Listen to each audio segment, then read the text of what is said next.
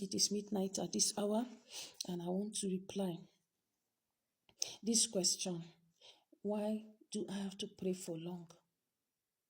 I believe in the power of prayer, but is it how potent the prayer is or how long? The potency of the prayer and the length of the prayer matters. Majority of the people that God is using in these last days are prayer warriors, intercessors, not just prayer warriors. Intercessors intercede for others. Intercessors, they are those that pray. Prolonged prayer. Prolonged prayer, not just any prayer. Elijah was an altar. The 850 prophets of both Baal and Ashtaroth were also Asherah, not Ashtaroth, Asherah. They were also altars. How do you destroy an altar? How will you destroy a warlock? Let me ask you, how will you destroy a stubborn witch or wizard? How will you destroy somebody that has level 999 demons? The last promotion in the kingdom of darkness, the peak. How will you destroy that person? If you make prayer 10 minutes, even if your prayer is powerful, they work the whole night. You want to pray 10 minutes. They are working the whole night. All the hours of darkness, they are to work even much more than that. They can leave their bodies and do astral travel. They can project themselves. They can find themselves in America while they are living inside their rooms or outside their houses, or on their chairs, seated or lying down or whatever.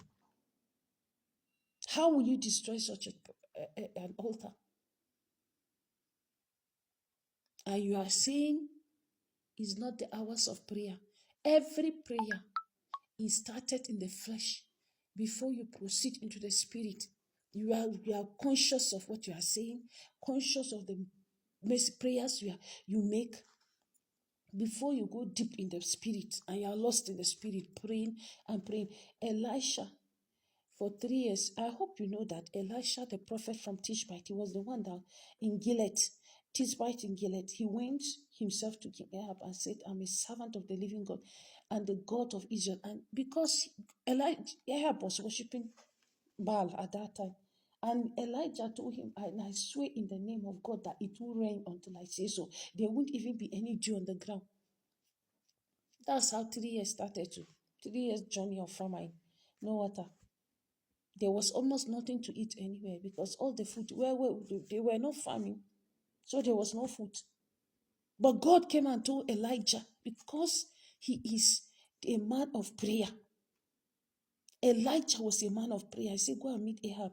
Blah and blah and blah and blah. Elijah went. Elijah went. And already the man had been looking, the king had been looking for Elijah because Obadiah told him. Obadiah told him. And when he met him, that was when Elijah, the king told Elijah, you are a troublemaker, the troublemaker in Israel, the biggest troublemaker in the 1 Kings chapter 18, verse 16. Verse 16. After Obadiah told Ahab where to find Elijah, Ahab went to find Elijah. Elijah didn't even come to see Ahab. The prophet did not come to see the king. It was the king that went to meet him. And he shouted, you are there, biggest troublemaker, because he had been looking for Elijah.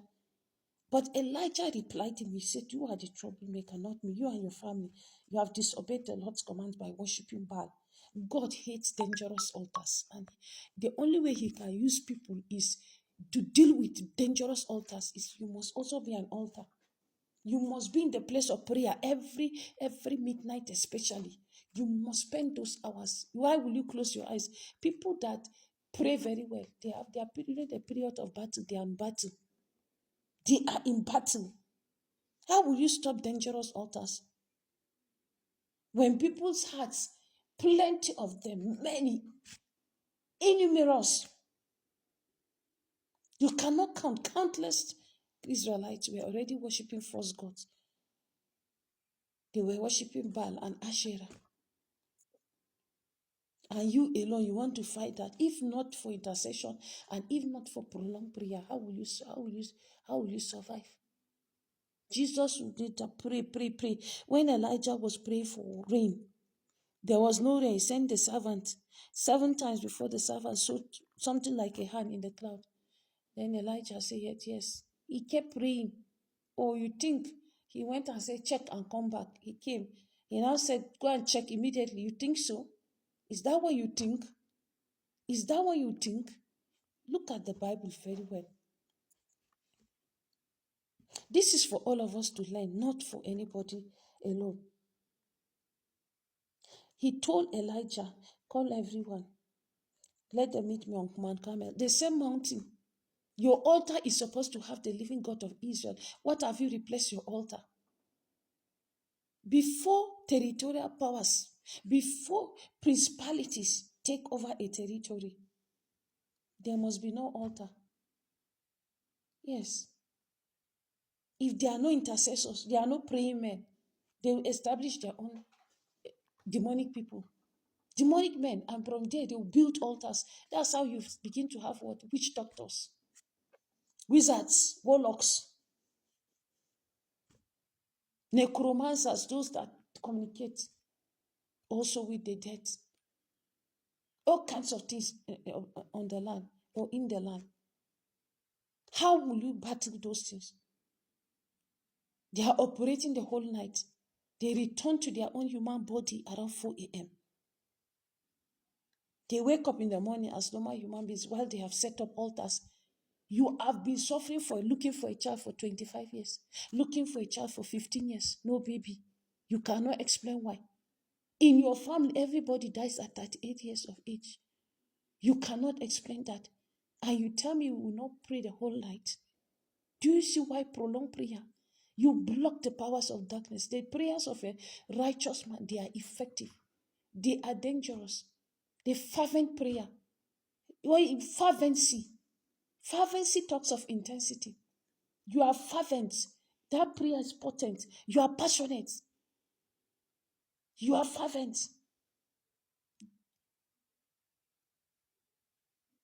Look at John Knox when he was praying. John Knox of Scotland. Give me Scotland or I die. And the Bible says that I am the Lord's only prophet, but Baal has 450 prophets.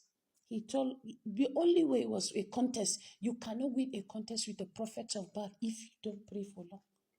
If you don't pray intensely for long, it's not just the long, but intensely, passionately, wholeheartedly, sincerely, in spirit and in truth. You are praying the whole night. Don't close your eyes. This is the hour of prayer. This is the mid-hour of battle. When we battle spirits, you are not battling flesh. Our wrestle is not against flesh and blood. I am not praying against flesh and blood. My real enemies are spiritual forces. This earth is not only inhabited by human beings. There are spirits, powerful spirits, evil powers. The devil, kingdom of darkness, has power too, but the kingdom of God has superior power. And that is how the contest went. And the prophets of Baal kept praying. They even cut their body. No answer. When Elijah started his own, after pouring water on the meat, after pouring water on the slaughtered all animals, the fire came. During the evening sacrifice, Elijah prayed. He said, proof. And if you want to pray, ask God to prove himself. And God proved himself. And it burnt up everywhere. And the crowd saw what happened. They all bowed and shouted, the Lord is God, the Lord is God. They stopped following Ahab. They stopped following Baal, Asherah. Then Elijah grabbed the prophet of Baal. He said, don't let any of them get away. Elijah took them to the Kishon River.